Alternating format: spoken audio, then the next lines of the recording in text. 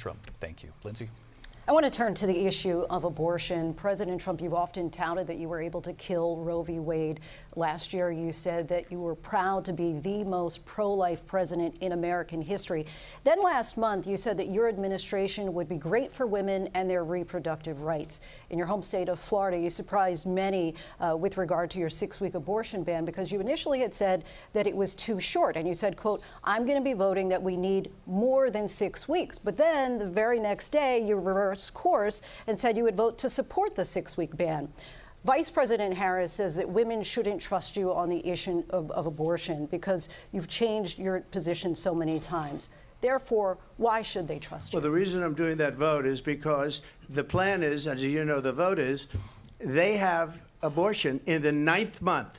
They even have, and you can look at the governor of West Virginia, the previous governor of West Virginia, not the current governor, who's doing an excellent job, but the governor before, he said the baby will be born and we will decide what to do with the baby. In other words, we'll execute the baby. And that's why I did that, because that predominates, because they're radical. The Democrats are radical in that. And her vice presidential pick, which I think was a horrible pick, by the way, for our country, because he is really out of it. But her vice presidential pick says abortion in the 9th month is absolutely fine. He also says execution after birth. It's execution, no longer abortion, because the baby is born, is okay.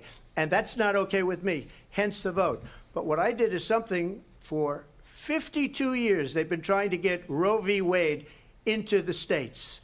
And through the genius and heart and strength of 6 Supreme Court justices, we were able to do that. Now, I believe in the exceptions for rape, incest, and life of the mother. I believe strongly in it. Ronald Reagan did also.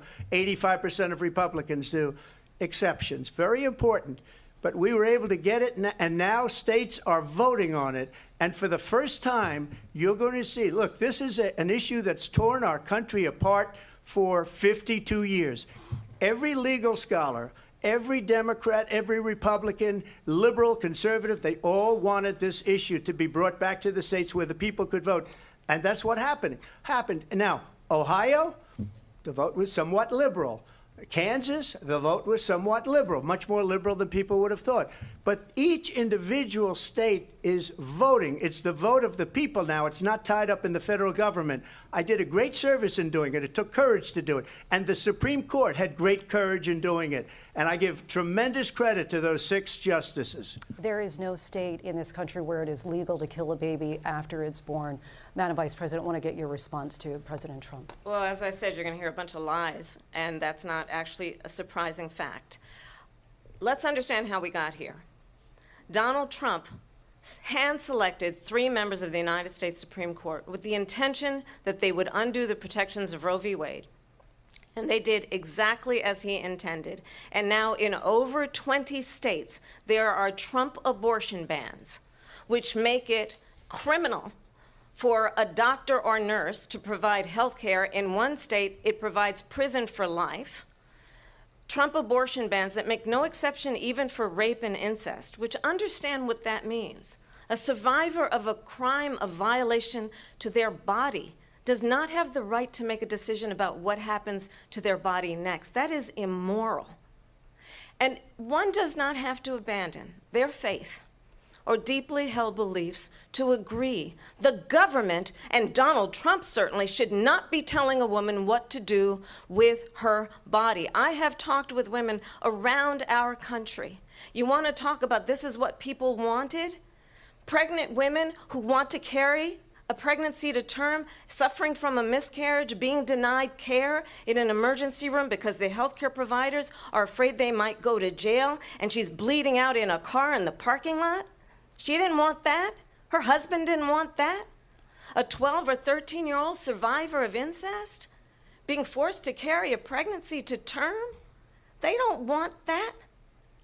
And I pledge to you, when Congress passes a bill to put back in place the protections of Roe v. Wade, as President of the United States, I will proudly sign it into law. But understand, if Donald Trump were to be reelected, he will sign a national abortion ban. Understand, in his Project 2025, there would be a national abortion, a monitor that would be monitoring your pregnancies, your miscarriages. I think the American people believe that certain freedoms, in particular the freedom to make decisions about one's own body, should not be made by the government. Thank you, Vice President Harris. Well, there she goes again. It's a lie. I'm not signing a ban, and there's no reason to sign a ban because we've gotten what everybody wanted. Democrats, Republicans, and everybody else, and every legal scholar wanted it to be brought back into the states, and the states are voting. And it may take a little time, but for 52 years, this issue has torn our country apart, and they've wanted it back in the states. And I did something that nobody thought was possible. The states are now voting. What she says is an absolute lie. And as far as the abortion ban, no, I'm not in favor of abortion ban, but it doesn't matter because this issue has now been taken over by the states. Would you veto a national abortion ban if it came Well, to I your won't desk? have to because, again, two things. Number one, she said she'll go back to Congress. She'll never get the vote. It's impossible for her to get the vote, especially now with the 50-50, and essentially 50-50 in both Senate and the House. She's not going to get the vote. She can't get the vote. She won't even come close to it. So it's just talk. You know what it reminds me of? When they said they're going to get student loans terminated, and it ended up being a total catastrophe. The student loans, and then her, I think probably her boss, if you call him a boss, he spends all his time on the beach.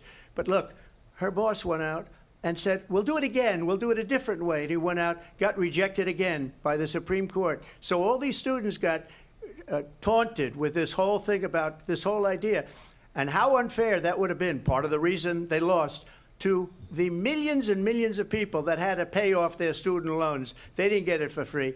But they were saying it's the same way that they talked about that they talk about abortion. But if I could just get a yes or no, because your running mate, J.D. Vance, has said that you would veto it if it did come to your desk. Well, I didn't discuss it with J.D. In all fairness, J.D., and I don't mind if he has a certain view, but I think he was speaking for me, but I really didn't. Look, we don't have to discuss it because she'd never be able to get it, just like she couldn't get student loans. They couldn't get student loans. They didn't even come close to getting student loans. They taunted young people and a lot of other people that had loans. They can never get this approved. So it doesn't matter what she says about going to Congress. Well, wonderful. Let's go to Congress. Do it. But the fact is that for years they wanted to get it out of Congress and out of the federal government, and we did something that everybody said couldn't be done. And now you have a vote of the people on abortion.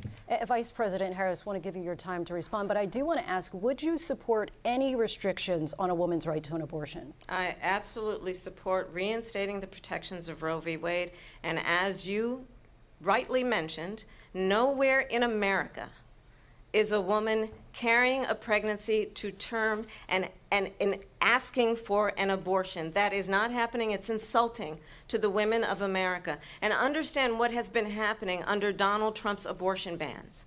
Couples who pray and dream of having a family are being denied IVF treatments. What is happening in our country? Working people, working women, who are working 1 or 2 jobs, who can barely afford childcare as it is, have to travel to another state to get on a plane sitting next to strangers to go and get the health care she needs, barely can afford to do it, and what you are putting her through is unconscionable. And the people of America have not, the majority of Americans believe in a woman's right to make decisions about her own body. And that is why in every state where this issue has been on the ballot, in red and blue states both, the people of America have voted for freedom. Vice President Harris, Excuse me, I thank have you. to respond. Another lie. It's another lie. I have been a leader on IVF, which is fertilization. The IVF, I have been a leader. In fact, when they got a very negative decision on IVF from the Alabama courts, I saw the people of Alabama and the legislature 2 days later voted it in.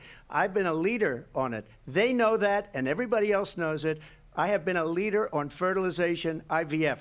And the other thing, you should ask, will she allow abortion in the 8th month, 9th month, 7th month? Come on. Okay, would you do that? Why don't you ask her that question? Why don't you That's answer the the problem. question? Would you because veto? under Roe v. Answer Wade, the question, you would you could veto? you could do abortions in the 7th month, the 8th month, the 9th That's month, not true. and probably after birth. Just look at the governor, former governor of Virginia. The governor of Virginia said we put the baby aside and then we determine what we want to do with the baby. President Trump, thank you. We're going to turn now